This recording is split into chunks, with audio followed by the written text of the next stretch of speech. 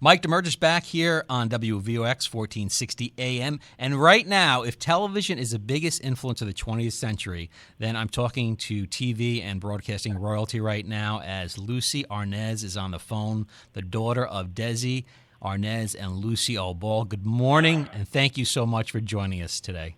That's nice. Good morning. Thank you. So you're going to be at the White Plains Performing Arts Center. First off, we'll talk about that tonight at 8 o'clock and talk about your performance tonight.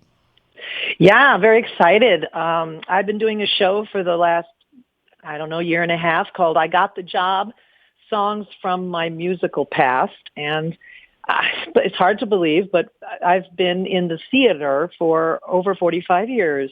And even though I've been doing concerts for 30, I have never done a show that focused on my whole theater career. And it seemed like an idea that should happen. So a year ago, I started putting stories together with songs from all the musicals that I'd been in. And it's turned out to just be a really nice, fun look-see at how I got here. Because if I hadn't started in theater, I probably never would have done nightclubs and concerts. And I have kind of an unplugged version of it that I bravely go out and do, just me and one of the finest musical directors on the planet, Ron Abel, who grew up in this area from Port Chester, New York. And he and I have been working together for a long time. And so it's just me and this marvelous piano player telling pretty much the story of how I became a performer. And it has to be a thrilling experience for most actors, performers, singers to go in front of the live audience. There's a big difference between a live audience and doing something in the studio or tape to television. There is, and I talk about that I actually started when I was about 8 years old, wanting to do stuff live in front of people, jump up on a coffee table and lip sync to Bye Bye Birdie. I mean, that was who I was, and I chose my high school because they had the best musical theater department, and then I got into some summer stock and found my way via that to the theater. And along the way, my mother was kind enough to say, "You look like you're interested in doing this for a living." And I went, "I am. I'm going to go learn. I'm going to go to college, and I'm going to study." But in the meantime, she put me on her show, and that was helpful. You just a little bit, right? It was very helpful. Well, you know what's interesting? It was. And we're going to get to that, yeah. And it wasn't. I had to unlearn a lot of things once I really got out there in the business, because doing a television series, the 3 cameras and hitting your mark and don't walk on the laugh line is different than when you're on stage with other people. So, but it was a great experience, obviously, for 6 years. And we're talking with Lucie Arnaz, the daughter of Desi Arnaz and Lucille tonight at the White Plains Performing Arts Center, performing at 8 o'clock. And the musical, I Got a Job. Well, that's kind of apropos. Every young person wants a job, or someone that's over 50 and loses their jobs. I got the job. I guess as an actor, too, when you got a role, did you tell your mom and dad, I got the job or I got the role? Both. Yeah. When somebody would say, "I know you were really looking forward to getting this part," and I would say, "Yes, I was." And they go, "Well, good, you got the job." It's the way we talk to each other. Actors and their agents talk like that a lot. You got the job. Settle down. Yeah, so let's talk about your mom. Like I said, a huge influence on broadcasting history, for that matter. I Love Lucy was sitcoms in the 50s, and was it your father? He had the ingenious idea of putting everything on film instead of kinescope, and that was really kind of led to the birth of reruns. I mean, that's how people of my generation saw I Love Lucy and other TV shows, was reruns. That was really your father's idea, as I understood it. Well, that's a long story. You should pick up a copy of Lucie and Desi, a home movie, the documentary that we made back in '93, still out, available DVD, which is, I'm not just saying that because I made it, but actually it is a great exploration, and it's all the information you need to kind of see how that all went down. It wasn't just him. I mean, he hired amazing people to solve a problem. The problem was, I don't want to go to New York because we want to live in California and have a family. How do we do that here? And in order to do that, they had to create something brand new to make that happen. And it turned out to be live audience film technique in a studio. And that's how it started. But it was, a necessity just so that they could stay here and have a family. When you think of your mom, and I know I saw an article that the fans really didn't know your mother. Explain what fans don't know about your mom. I mean, she made us laugh. The expressions, the facial expressions, and the antics and hysterical stuff. I remember the one episode where she was outside in the rain when she wore the Superman outfit and it started to rain, and the expressions there. I mean, there's so many to go from and talk about. Talk about what the audience doesn't know about your mom. God, how do I know the answer to that? I have no idea what they don't know about her. I mean, so much has been written, so much. I have done so many of these interviews over my lifetime. So many books have been written. The documentary was made. Films have been done. I'm not sure there is anything they don't know. Well, talk about working with your mom then on the set and working with your father and growing up on really one of the hottest TV shows of the time. Did you know it was special then, or to you was it just a kind of like an ordinary thing?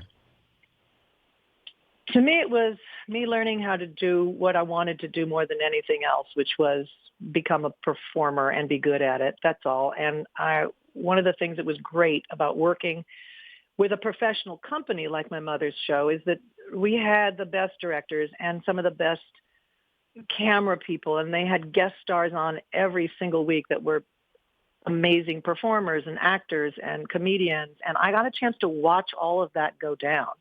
I got a chance to watch professionals do their job professionally, show up on time and know their lines. And we had 4 days to put on a show from beginning to end, and we're going to do it in front of a live audience, and we're not going to stop and start and stop and start.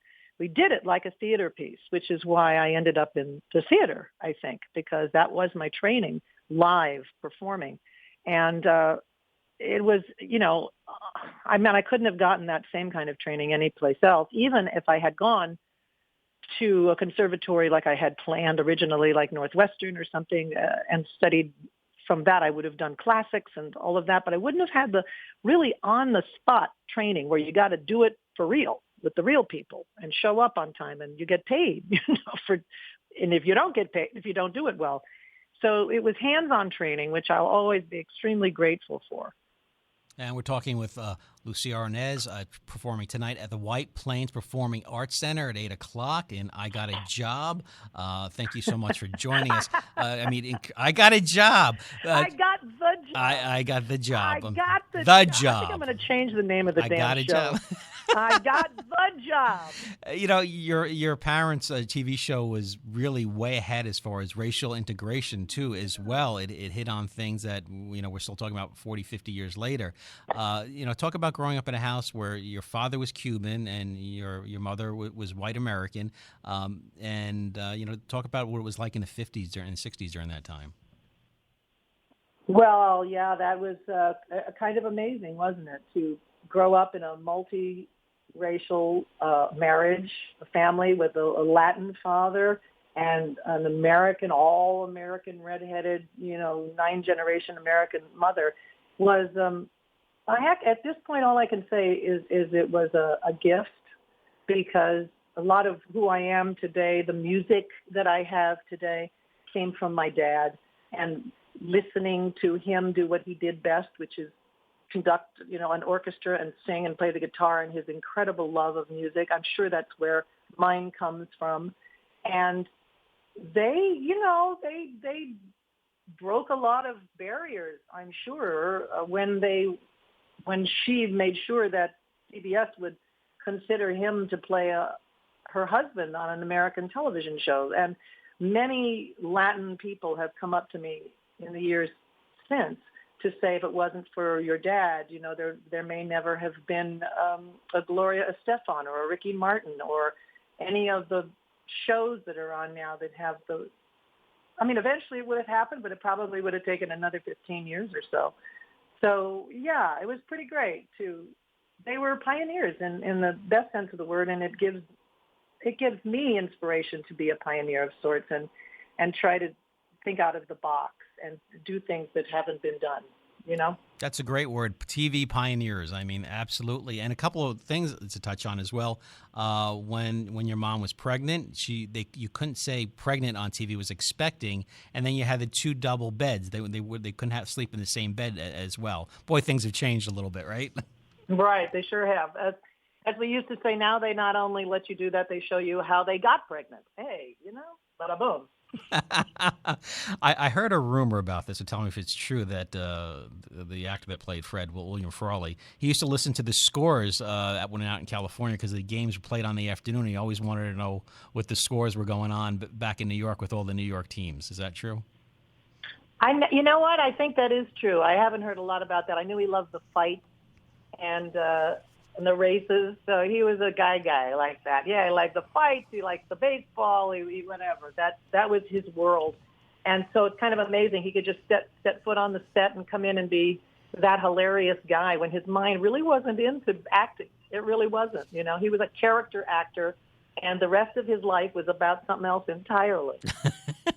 Well, your life has been about acting and singing and everything like that, from Broadway to Hollywood, and you have worked alongside some incredible performers: Laurence Olivier, Neil Diamond, Henry Winkler, John Ritter, really incredible actors. What have you learned from different actors through the years?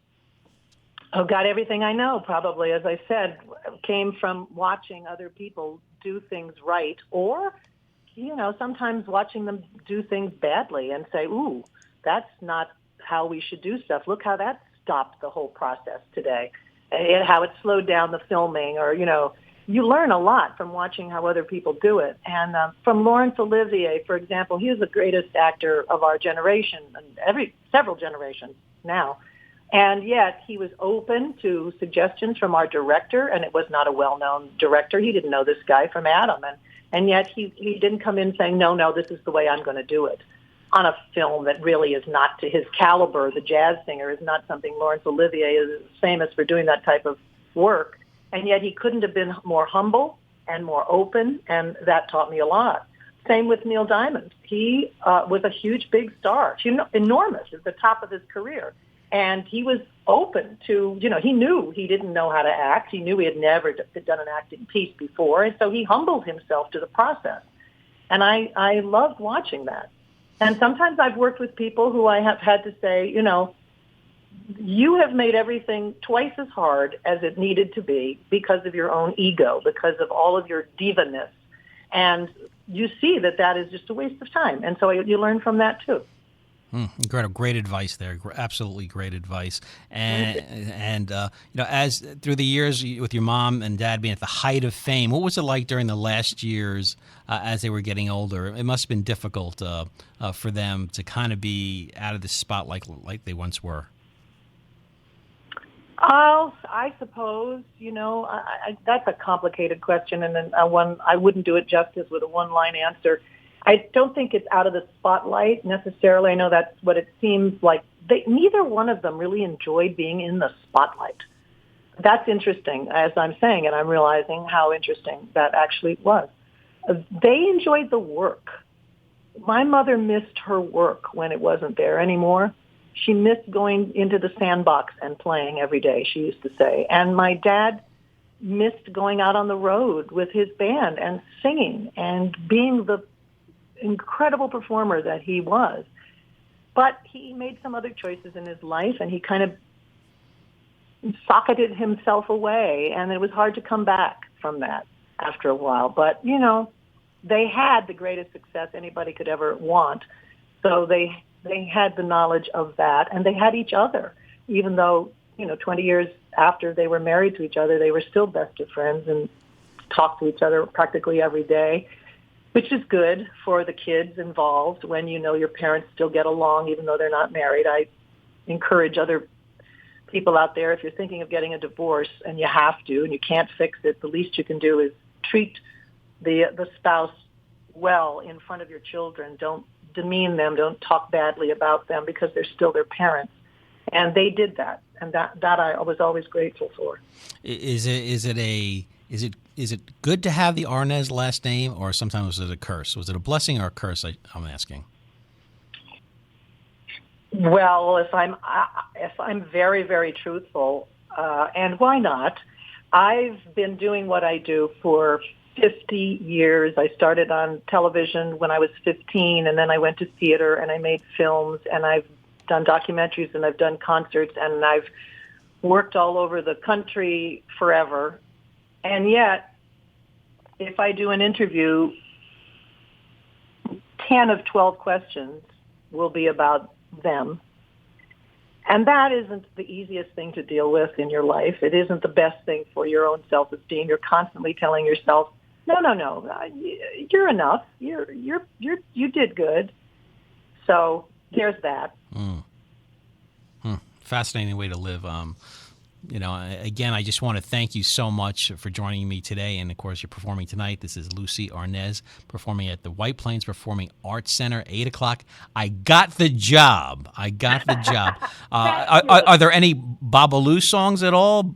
No, there aren't. That was my Latin Roots show. And when I do the Latin Roots show or some of my other shows, I have for years been doing a whole entire Latin segment or an entire Latin show.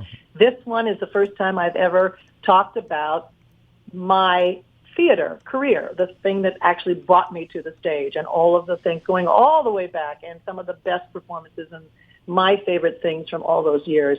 So that's what it's about. And of course, it involves my growing up a little bit, but it's primarily about the stage. Well, I'm going to try and get out there tonight with my fiance, Roberta, and see you tonight, so I'm looking forward to it. Again, Lucie Arnaz performing at the White Plains Performing Arts Center tonight at 8 o'clock. I got the job. Mike Damergis back here on WVOX 1460 AM.